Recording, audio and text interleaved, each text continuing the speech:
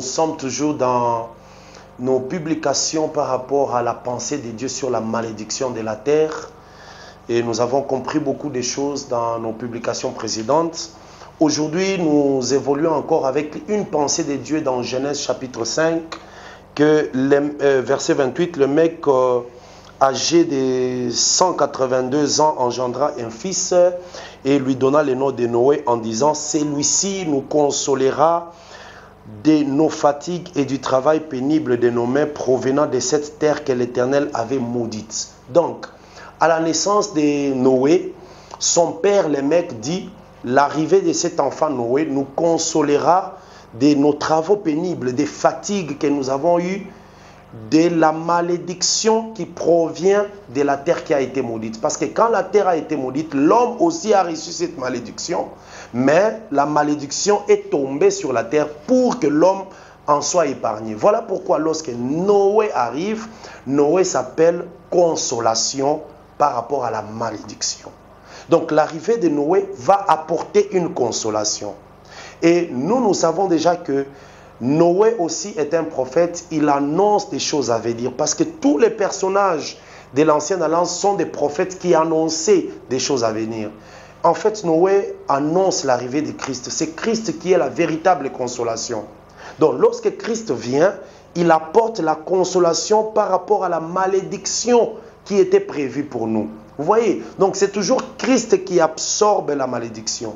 Tout ce qui peut être comme malédiction, paroles méchantes, paroles de condamnation, de réclamation, toutes ces paroles sont absorbées par Christ. C'est Christ qui est la véritable terre. Mais ici, c'est Christ qui apporte encore cette consolation.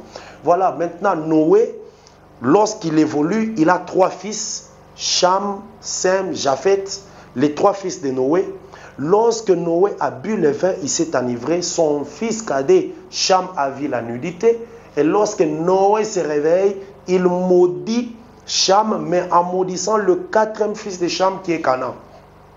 Donc Canaan, qui a été maudit, était le 4e fils de Cham. Et lorsqu'on le maudissait, Canaan n'était même pas encore né. Vous voyez? Donc, Canaan qui a été maudit par Noé à cause de son père Cham, c'est Canaan qui est devenu plus tard la terre promise. Vous voyez? Donc ça, ce sont des choses que nous devons comprendre et ce sont des choses prophétiques.